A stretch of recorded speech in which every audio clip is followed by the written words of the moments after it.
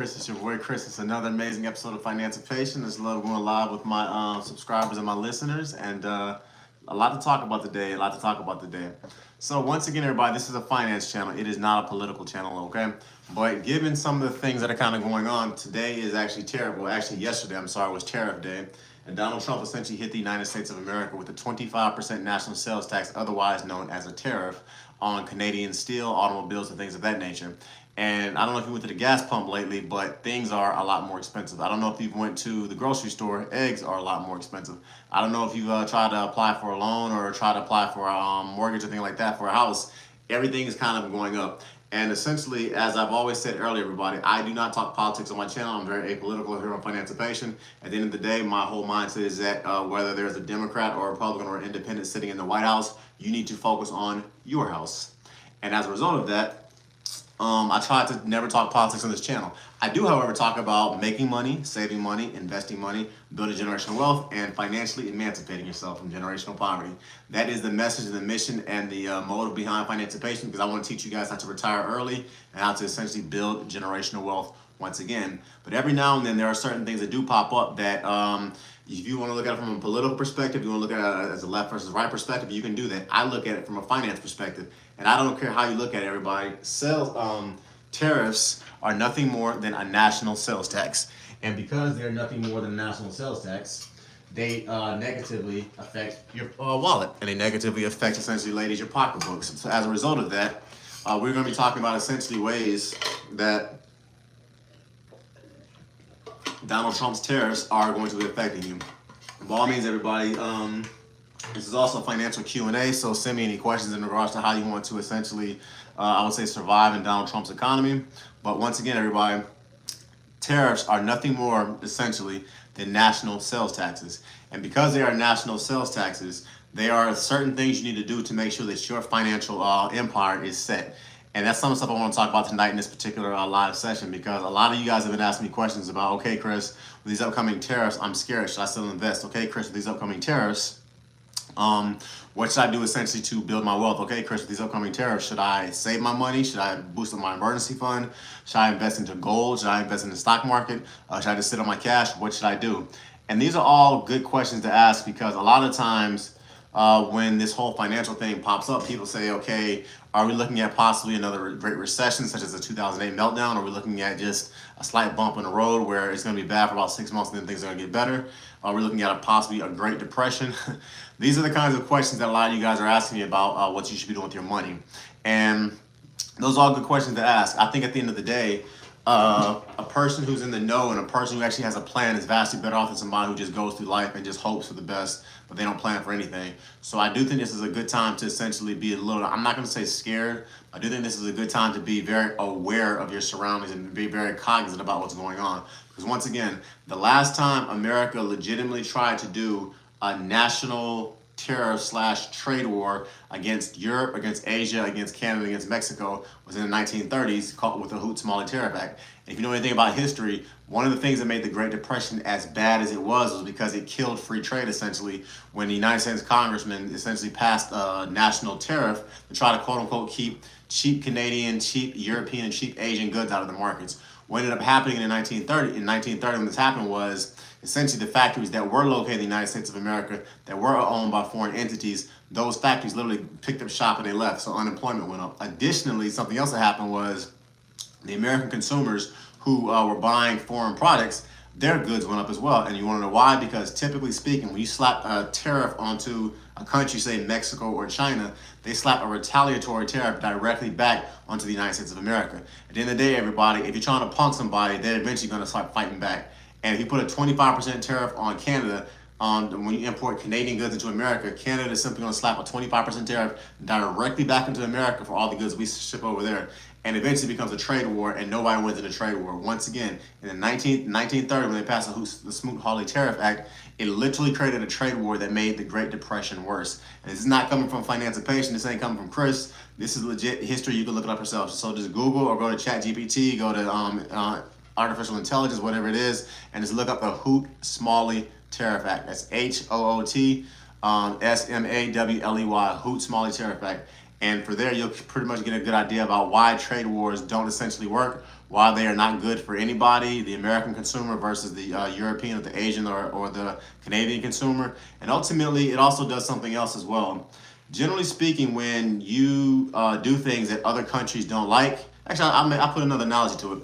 Let's say you're talking to somebody, right? And they're disrespecting you, they're treating you, and they're not treating you with dignity and respect. What are you going to do? You're going to go find somebody to treat you with dignity and respect. So if America, essentially everybody's trying to essentially punk Canada, punk Mexico, punk Europe, punk Germany, punk Asia, and punk China, all that's going to happen is all people who are quote unquote getting punked by America, they're just going to join forces in regards to trade deals and leave America out. And right now, that's literally exactly what we're seeing in regards to China talking to Brazil, talking to Russia, talking to India, talking to Canada, and talking to Mexico, and essentially cutting deals with them in regards to passing laws that are going to leave America for some extent out in the dark.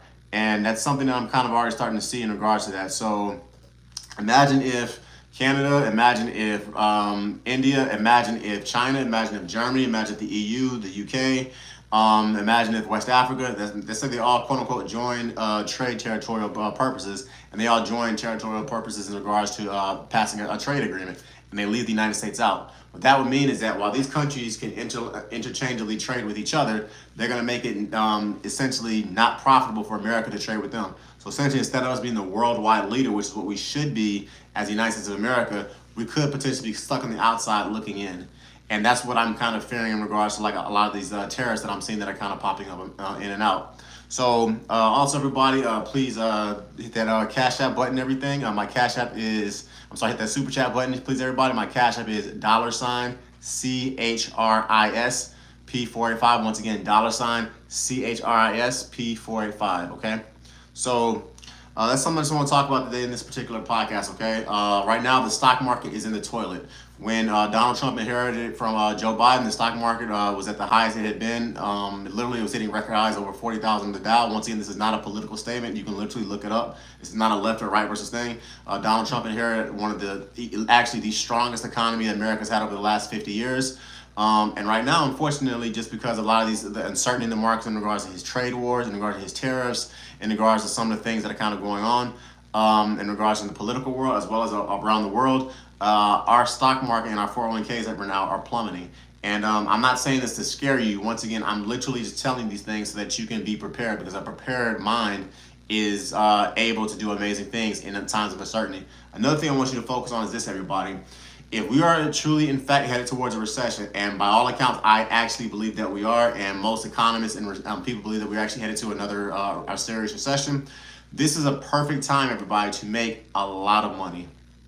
And I'm going to talk about how to do that as this particular podcast goes on. Also, everybody, please support the channel. Please support your content creators. The Super Chat button is live, so by all means, please support your channel, because it helps. It feeds it's for the Feed the Family Fund, as in my family. So definitely, please support the podcast, everybody, and please hit that Super Chat. But as I said earlier, a lot of times when you guys are asking me questions about what should I do, it comes from a place of fear. And I just want to kind of back that thing up a little bit in regards to why you should not look at recessions fearfully if you are actually prepared the way that you should be. So this is what I mean by that.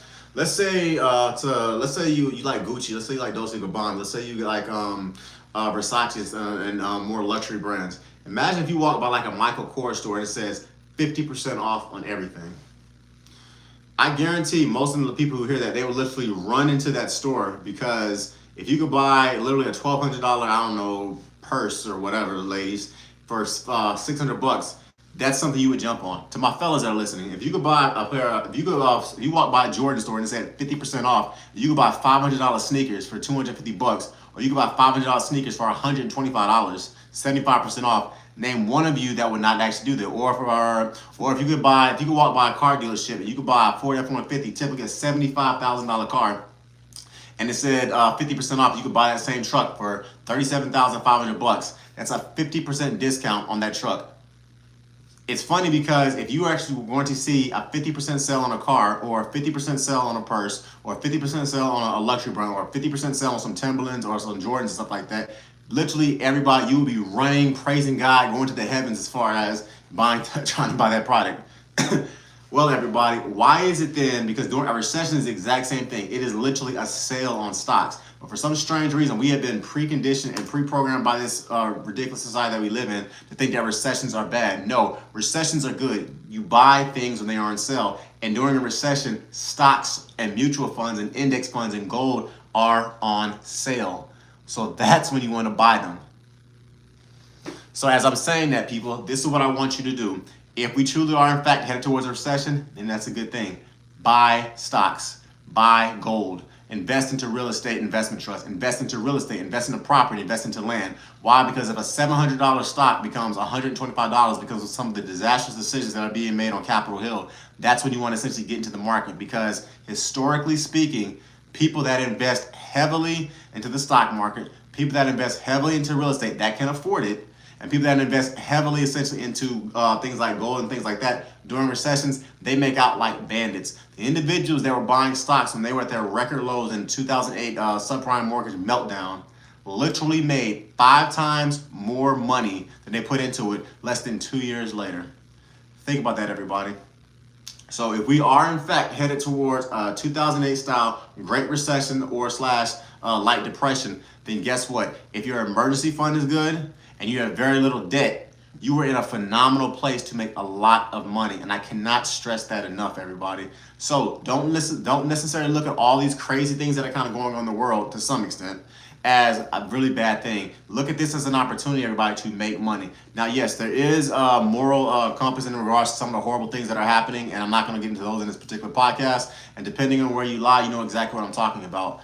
But I want you to think of this generally in a financial sense, everybody. There are ways to make a lot of money regardless of who's sitting in the White House. And there are things that are going to be going on because we are headed to a recession. There's just nowhere way to say it. Tesla has lost over $700 billion with a B dollars over the last month. Microsoft, Nvidia, all these companies, everybody, have literally lost over 25% of their market share in less than 30 days. So yes, we are headed to some interesting times. And all of this stuff can literally be traced back to some extent to the policies of Donald Trump. Now, once again, I do not push a political channel. This is a finance channel. So I'm not coming left versus right. I'm coming your pocketbooks, and I'm talking about dollars and making sense. And if it makes dollars, it makes sense. So that's the route that I'm talking about in this particular live session. You can make a lot of money if you do the right things. But I do want to talk about, in general, I would just say certain market factors that I'm currently seeing that I do think that are, to some extent, causing a lot of things that we see. So, as I said earlier, everyone is asking me, what should they do? The stock market is crashing. Should they sell their stock now or should they keep it? I'm going to answer all that question. But before I do that, I want to talk about what are some of the things that are essentially triggering what we're seeing right now. What are some of the factors that are kind of going on for what I'm seeing from my own research as well as what other economists are saying about why our 401ks and the stock market are in a legitimate tailspin, why they're literally tanking right now. So because of that, let's delve into it. So from what I'm realizing is this, the first trigger that is negatively affecting the stock market is Donald Trump's tariffs and his trade wars. Once again, I'm not talking left versus right. I'm specifically talking public policy.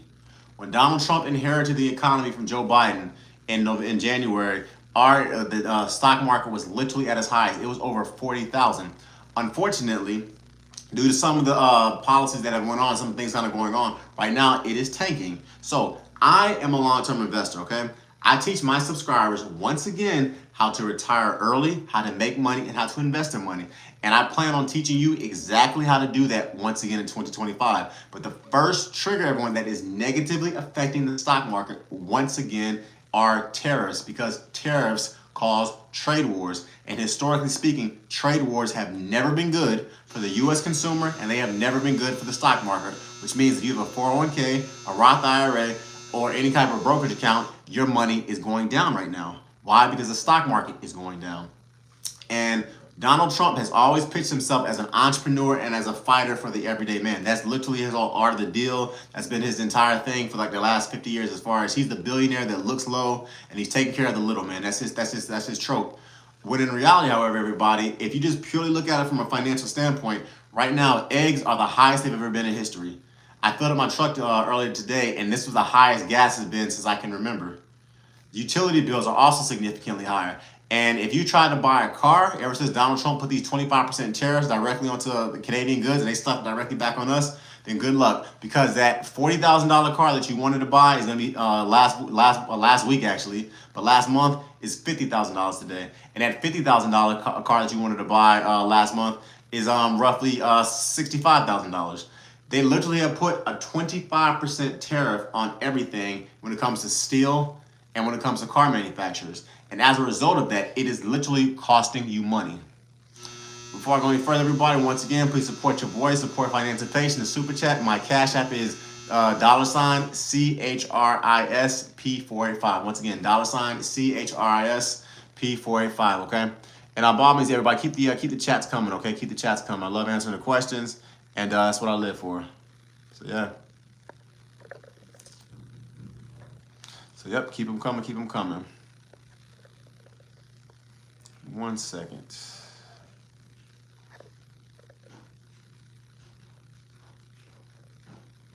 All right. So, yes, let's talk a little bit about the why tariffs have never historically been good for the American people. So once again, I'm going to go back to the 1930s, the Hoots-Smalley Tariff Act, and I'm going to bring it to modern day times as well, okay?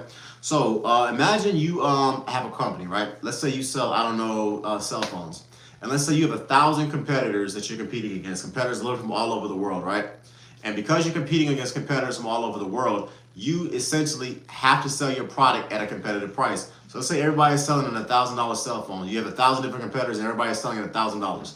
If you sell more than $1,000, say you sell your cell phone at $2,000, it's the exact same product, the exact same quality. No one is going to buy a $2,000 cell phone, but they can buy a similar quality cell phone, or the exact same cell phone rather, for $1,000. So as a result, your prices are forced to be essentially $1,000. Now let's say something happens and 999 of the 1,000 cell phone providers immediately cannot sell in your market. They immediately cannot sell there anymore. So as a result of that, you have less competition. You are essentially the only game in town. So if you are the only game in town, would you still sell that cell phone for $1,000, or would you raise the price? Is that cartel from all cars or just imported cars? What about overseas brands that are made in the USA? Are they impacted? Yes, to answer your question, yes, they're impacted. Why? Because Donald Trump has put a tariff on steel. And if you know anything about the percentage of steel that comes from overseas, we get a large percentage of our steel from Canada and from Mexico.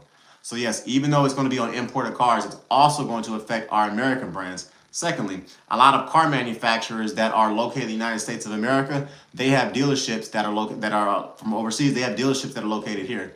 And if the tariffs hit a certain price, they're just going to pull up shop and leave. So as a result, unemployment is going to increase. But yes, to answer your question, it's not just that tariff is not just on just on foreign cars. It's on Canadian steel. And Canada is just going to slap retaliatory tariffs directly back in the United States. And it's the same thing in Canada. I'm sorry, it's the same thing in China. Every tariff that they put on China, they're going to slap it directly back into the United States of America. So, yeah, so my advice is if you have to buy a new car, don't buy a used car. And what's also going to happen is because people are probably not going to be buying new cars, the market is going to shift. So instead of them charging a certain price here for used cars, they're going to raise the price because everybody is buying used cars. So like I said, if you have to buy a car right now, my advice is find a used vehicle that has less than 20,000, that has more than 10,000 miles on, but less than 20,000, and hopefully drive it till the wheels fall off, because I think things are about to get a lot more expensive. And that's another thing too. This is just for the steel. We get a very large percentage of our energy as well from Canada, because if you think about the geographical size of Canada, they have a lot of natural resources. A lot of our gas, a lot of our electricity, a lot of our natural gas, a lot of our coal, a lot of that stuff comes essentially from Canada. And with these energy tariffs that Donald Trump is basically sitting on Canada, they're going to basically put those tariffs directly back into the United States. So our gasoline for our cars are going to be a lot more expensive. Our heating bills for our homes are going to be a lot more expensive for the fossil fuels that we use from that. So it's not just cars. A lot of things are about to get a lot more expensive. However, don't be scared. My advice is this: control the things that you can control. Boost up your emergency fund, boost up your savings, invest your money properly. Don't buy things that you don't need, and cut your spending. And if you do that, and also I would say invest consistently a certain percentage, dollar cost average, a certain percentage into the stock market. If you do that, you're going to make your money, okay? By all means, everybody, please subscribe to the channel. Please support your boy. Super chats. My cash app is my cash app is $CHRISP 485. CHRSP 485. Keep the comments coming, everybody. Keep the comments coming. So, yep.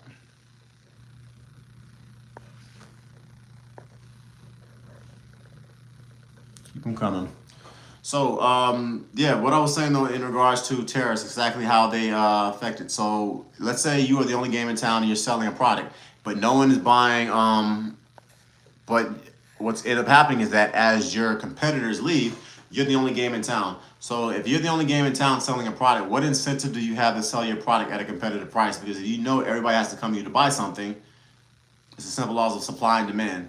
So as a result of that, competition breeds excellence. If you have a product that has to compete against the Chinas, the Indias, the Canadas, and the Mexicos, historically speaking, that creates a better product for the end user, the consumer. And if you don't believe me, would you rather buy a pair of $20 blue jeans from Walmart that were made in Malaysia, or would you rather buy a pair of jeans that cost $75 from Walmart that was made in Mississippi or Alabama?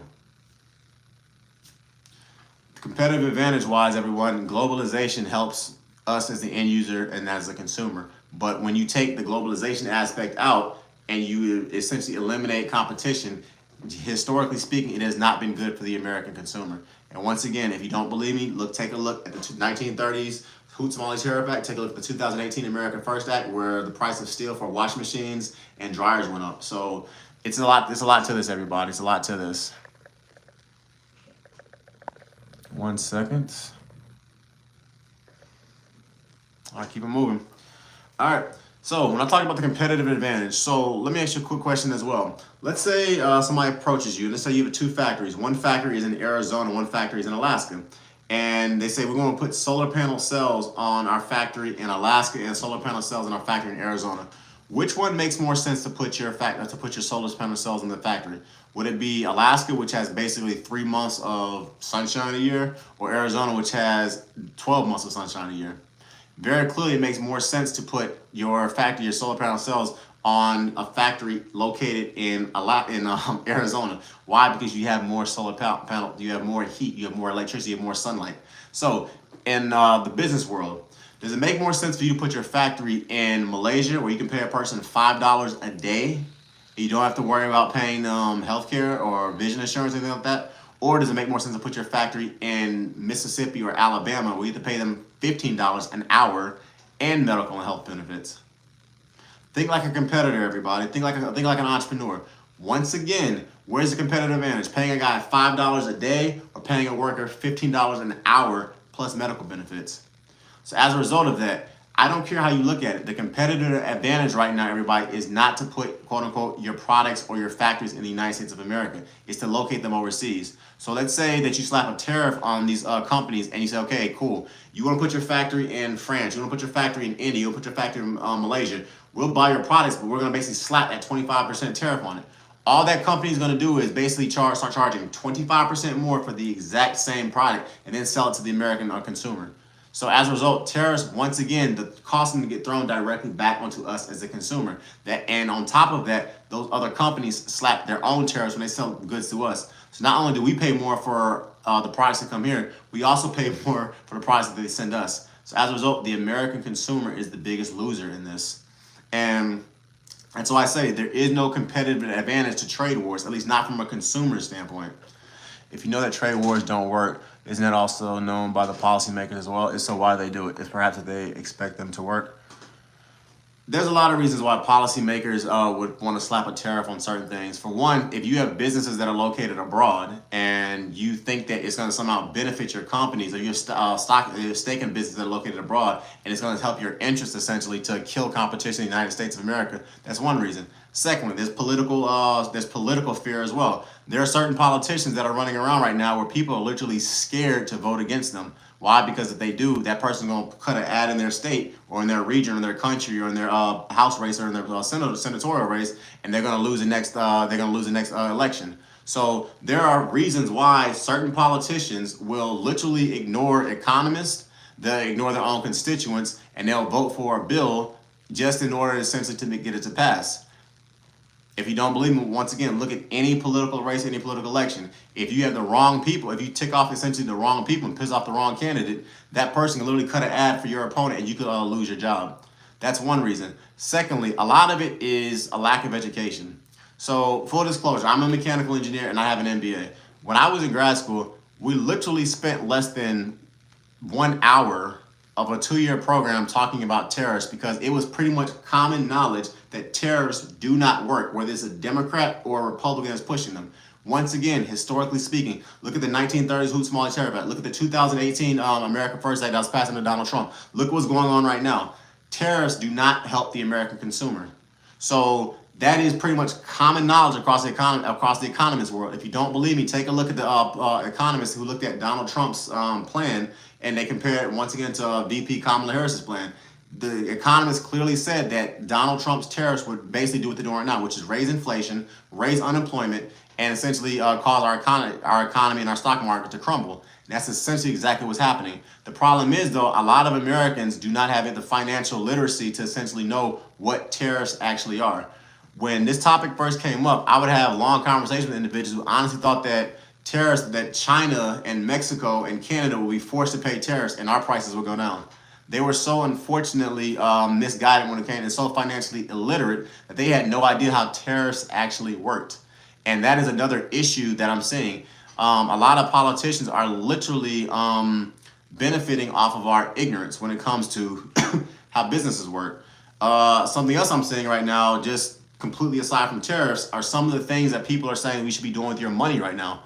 I've seen people basically pushing things saying, okay, give me $1,000 and I'll teach you the secrets to investing. I'll teach you, or give me $1,000 and I'll invest your money for you. I've seen that kind of garbage. And what people don't realize, when you actually take a look at what these individuals are trying to actually propose for you to invest into, it's extremely risky.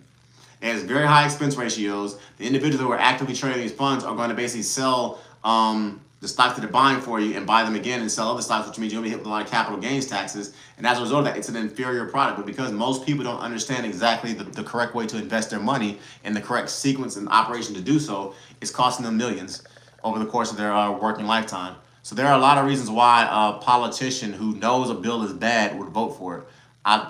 Typically, it's for political survivability. They want to basically stick around. And if I hate to say this, constituents are too dumb to know how terrorists work. It basically allows you to get the best of both worlds. You're screwing your constituents, but they don't realize it. And as things get better, you can blame the opposition. So hopefully I answered your question. Okay. In general, I just think that the more financially competent people are, and I just think that the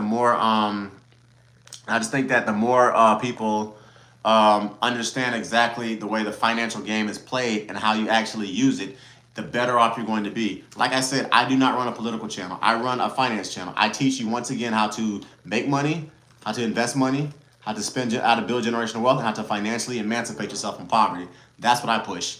And once again, whether it's a Democrat or a Republican in the White House, you need to take care of your house. And by doing that, the best way to do it is become financially literate.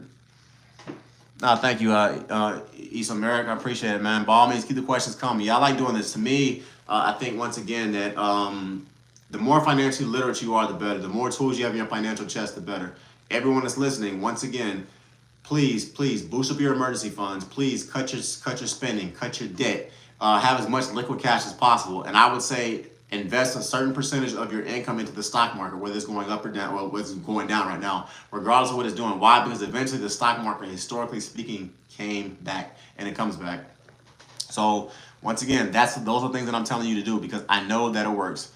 Another reason too why certain politicians will essentially go for tariffs, even though they know they won't help or they won't work, essentially, is because, let's be honest, there's a lot of dark money in politics, and if you're getting paid, I don't know, $2 or $3 million a year to push a certain bill because there's certain individuals who benefit from killing automobile competition in the United States, so only 1 or 2 manufacturers have a stable hold on that. A lot of politicians will unfortunately vote against their own constituents' best interests, and they also will vote against what they know is the truth just so they can keep getting that money. Let's just cut to the chase, everybody. He who has the most money in politics typically does win. So there are a lot of reasons why a lot of people unfortunately would do those kinds of things, or basically essentially pass laws that they know don't help anyone except themselves and their pocketbooks. But let's also be real with you. It happens all the time. Once again, a 25% tariff on automobiles. I'm just going to once again say what I said earlier. If you were going to buy a $40,000 car March 31st of this year, that car will cost $40,000. If you walk into a dealership today with that 25% tariff, that $40,000 car is $50,000. It literally shot up $10,000 over the last 48 hours. If you were going to buy a $30,000 car March 31st of this year, that $30,000 car has literally shot up today, April 2nd, to $38,000. Why? All because of Trump's trade wars and all because of his tariffs. Because countries are not going to get punked, essentially, the way that, unfortunately, a lot of Americans think. They're going to fight back as well. It's no different from what happens in the street. Simple as that. So, with history as my guide and as an experienced long-term investor, once again, everybody, my professional opinion is that trade wars do not benefit us as the American consumer. As an American, obviously, I rob the United States of America. I talk in terms of America. But it also doesn't benefit Canada. They don't benefit China. They don't benefit any other country.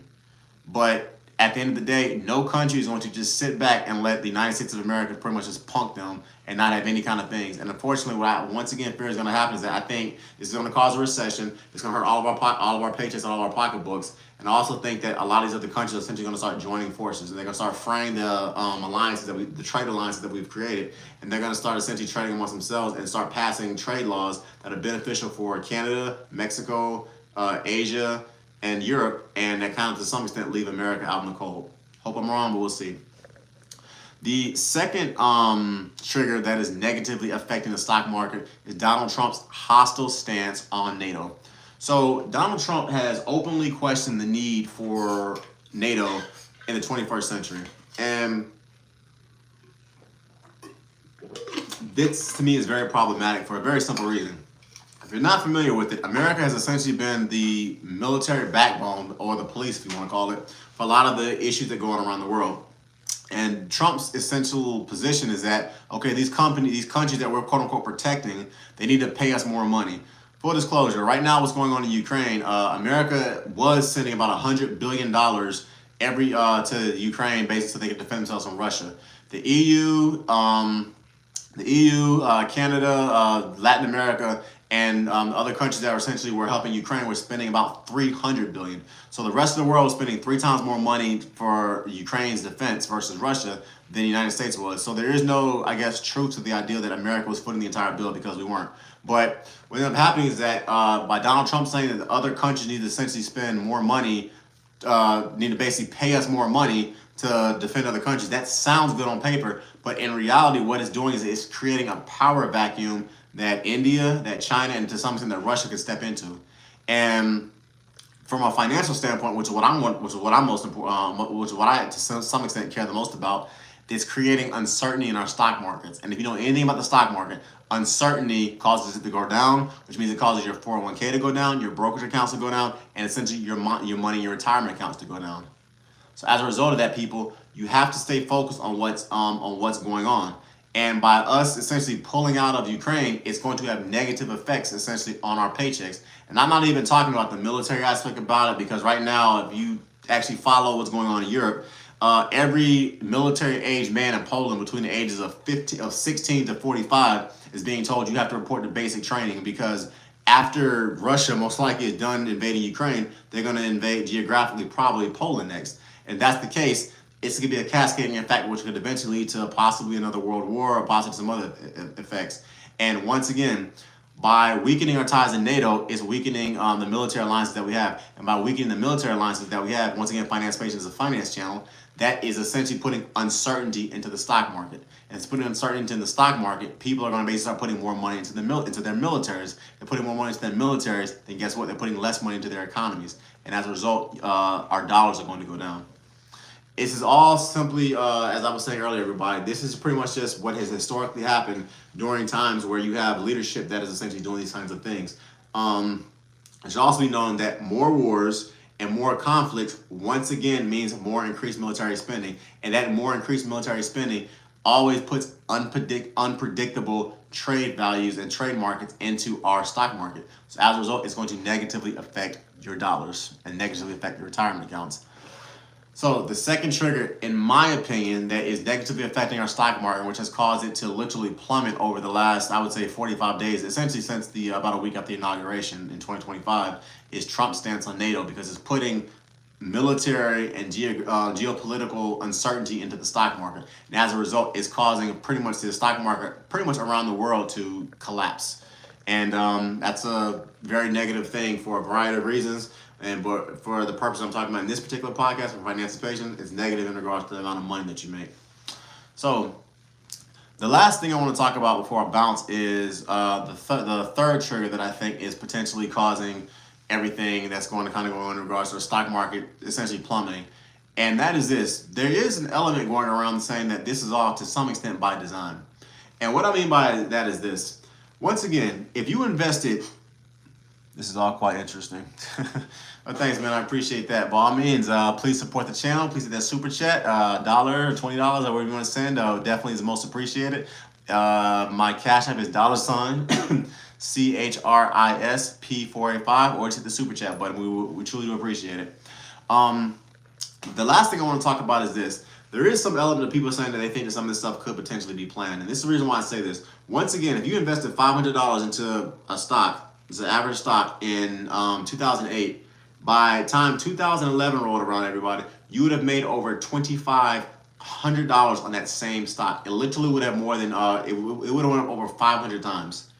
So once again, when eggs are on sale, you buy eggs. When Jordans are on sale, you buy Jordans. When cowboy boots are on sale, you buy cowboys. When a car is on sale, that's when you buy cars. Well, everybody, recessions are like sales for stocks. So when stocks are on sale or when they're in recession, that's when you want to buy your stocks. Also, real estate plummeted in 2008. So if you wanted to buy a $500,000 home in 2008, by the time 2009 rolled around, that $500,000 home you could literally buy off the market for over around $275,000 to $300,000. It literally lost over 40% of its value. So there is an element going around saying that certain political parties, certain politicians are intentionally trying to crash the economy because it's going to allow them to make millions or hundreds of millions of dollars in this particular recession. Now, I think that remains to be seen because that's kind of a little insidious, but I won't lie to you. Historically speaking, people that were prepared for mass recessions and were prepared for mass depressions, they made out like absolute bandits. Why? Because when everyone else was losing their jobs and losing their careers and losing their houses and getting their foreclosed homes, those individuals could literally buy, once again, a house that at one point cost $250,000 for $75,000. Those individuals could essentially buy land that was $400 an acre for $25 an acre. These are the kind of deals that go on, everybody, during serious recessions. There's no super chat button, it seems, for the Caribbean. All right, we're going to change that. If you can't, Isomer, if there is no super chat button, you can cash at me, $CHRISP485, okay? CHRISP485. So, yeah.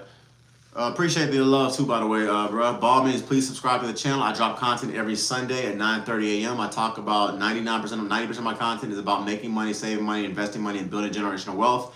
And I try to have real world conversations about stuff in regards to the people you should date, the businesses you should start, the entrepreneurs you should talk to, why you should start a business, that kind of stuff. So I want to talk about how to get a promotion at work. I talk about the entire conglomeration of making money, not just how to invest into the stock market and not just essentially how to start a business and stuff like that. I like to talk about the entire holistic view of, okay, this is where you are with your money, this is how you get there, okay?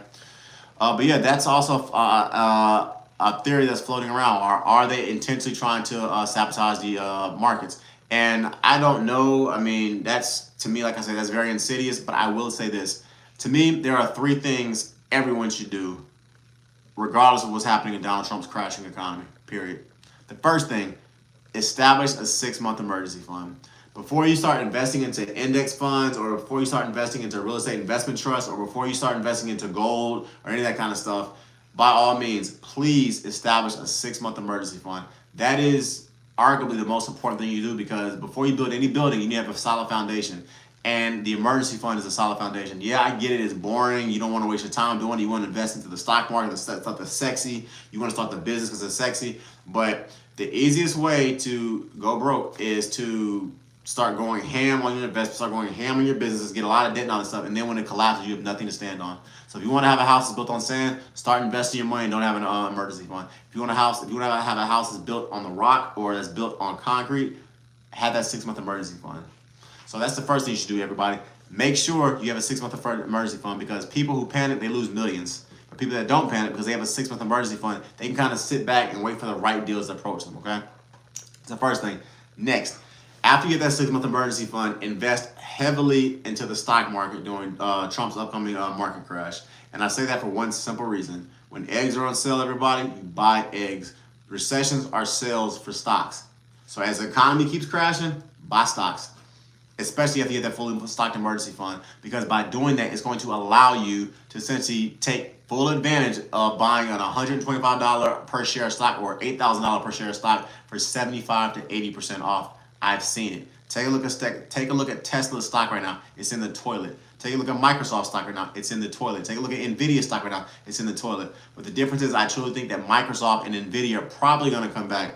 Tesla, I don't know. We're going to have to see about that one. I might do an entire separate live session and podcast about what's kind of going on with Tesla, because there are, man, the worldwide sentiment against Elon Musk right now and the worldwide sentiment against Tesla right now is something I have never seen. I mean, from a business standpoint, we are going to be doing case studies on Tesla from 2024 to 2026, because it remains to be seen what's going to happen after this. But right now, they've lost over $1 trillion in like the last 30 days. So we're going to see. Once again, no one can predict what's going to happen, but that's a whole other story for a whole other day. The third thing and last thing is this: I want you to stay disciplined, and I want you to always think long-term for your investments. And I say that because if there is going to be an upcoming market, well, I'm sorry, we are already in a market crash. But if we are heading into a recession, which I think we probably are, you want to think long term during Donald Trump's crash, because at the end of the day, once again, whether it's a Democrat or whether it's a Republican in office, you can make so much money if you have the right system in place to do so. If you have that emergency fund, if you're investing consistently into the stock market, and if you're doing dollar cost averaging, which means a certain percentage of your income every month is going into your retirement accounts or into your brokerage accounts, and you're investing into the right types of stocks, the right types of index funds, and the right types of indexes that are going up, you are going to be good to go. Why? Because historically speaking, the stock market has always went up after depressions. It went up after the Great Depression. It went up in 1971. It went up in the 1980s when our inflation was at the highest it had been up to this point.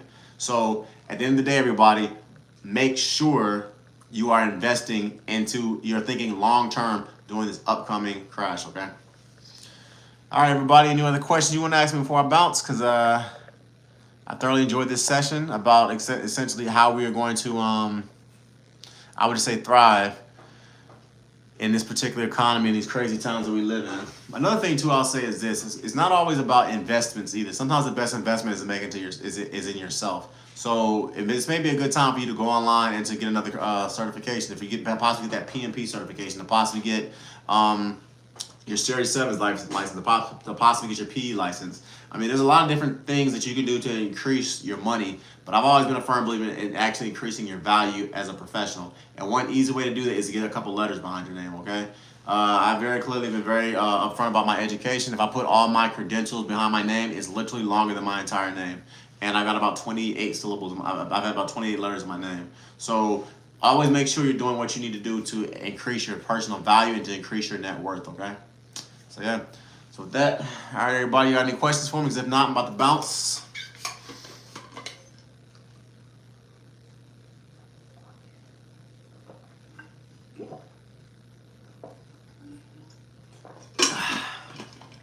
All right, I love talking to you guys. Thanks for all the questions, Issa Merrick. Everybody, definitely stay safe out in these terror streets. stay safe out here in these trade wars and everything that's kind of going on. Don't be scared, but be very mindful and be very cognizant about what's going on. Keep your head up. And once again, it's your boy Chris. I'm out. You can please like, comment, share, subscribe to my podcast. Once again, I drop new content every week at 9:30 a.m. Please go on Amazon and check my book, Scholarships, The Golden Road to Free Money, where I essentially teach you how to essentially go to college for free. So all my parents that are listening and everything, once again, go to Amazon. My book can be purchased there, where I teach essentially what I learned and how I went to grad school, undergrad for free. I basically had a full ride to get my engineering degree. Additionally, everybody, please check me out on TikTok, Financipation. My Instagram is _Financipation. My Spotify is Financipation. My TikTok is Financipation. My Facebook page is Financipation. And I'll check out my financial blog as well, okay, everybody? And if you got any other questions, let me know. And it's your boy Chris. I'm out. Peace. Peace.